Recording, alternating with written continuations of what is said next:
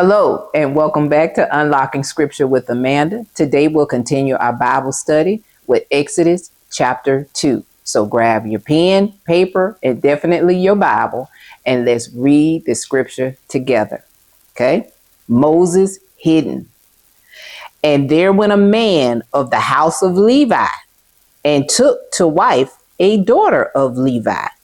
Verse 1 is referring to the parents of Moses. So here we know that Moses came from the tribe of Levi, which is very important. So write that down. Okay. Verse 2. And the woman conceived and bare a son. And when she saw him that he was a goodly child, she hid him 3 months. And when she could not longer hide him, she took for him an ark of bulrush and daubed it with slime and with pit, and put the child therein. And she laid it in the flags by the river bank. And his sister stood afar off to wit what would be done to him. So when she could no longer hide him, she put him in this basket, put him in the river, and his sister watched to see what would happen with him. Okay, verse 5. And the daughter of Pharaoh came down to wash herself at the river, and her maidens walked along by the riverside. And when she saw the ark among the flags, she sent her maid to fetch it. And when she had opened it, she saw the child, and behold, the baby wept. And she had compassion on him and said, "This is one of the Hebrew children." So she knew right away this wasn't an Egyptian, this was a Hebrew child. 7. Then said his sister, the sister that was watching to see what happens. Then said his sister to Pharaoh's daughter, "Shall I go and call to thee a nurse of the Hebrew women, that she may nurse the child for thee?" And Pharaoh's daughter said to her, "Go." And the maid went, that's his sister, and called the child's mother. So his sister was very cunning, because she went and got Moses' mother to nurse Moses. Of course, Pharaoh's daughter had no idea what was going on. So she was very smart. 9. And Pharaoh's daughter said unto her, "Take this child away and nurse it for me, and I will give thee wages." And the woman took the child and nursed it. And the child grew, and she brought him unto Pharaoh's daughter. So after Moses stayed with her for a while, and he grew a little, then she returned him to Pharaoh's daughter, and he became her son. So right here, what you should pull from this is that the reason why Moses knew his people, who his people were, is because he lived amongst them for a while. Okay, I'm going to continue. And she called his name Moses. So Moses in Hebrew means drawn. And she said, "Because I drew him out of the water." 11. And it came to pass in those days when Moses was grown, and he went out unto his brethren. He's grown now. And looked on their burdens. He knows who his brethren are. He looked upon their burdens, and he spied an Egyptian smiting a Hebrew, one of his brethren. And he looked this way and that way, and when he saw that there was no man, he slew the Egyptian and hid him in the sand. So Moses is seeing an Egyptian beating up on one of his brothers. And for some reason this day, he couldn't take it.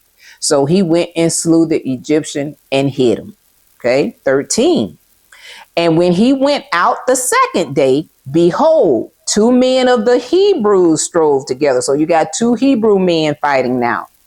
And he said to him that did the wrong, "Wherefore smiteth thy fellow?" So he's talking to him, the one that started it. He's saying, "Hey, why are you beating up on your fellow brethren?" 14. And he said, "Who made thee a prince and a judge over us? Intendest thou to kill me as thou killest the Egyptian?"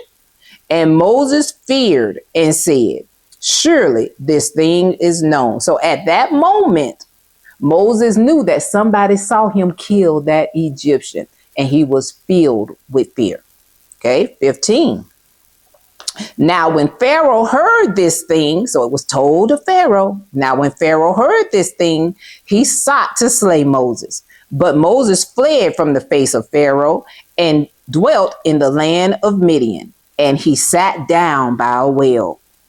Now, the priest of Midian had several daughters, and they came and drew water and filled the troughs to water their father's flocks.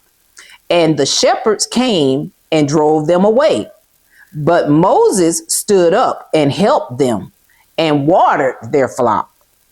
And when they came to Ruel, their father, he said, how is it that ye are come so soon today? So Moses helped them.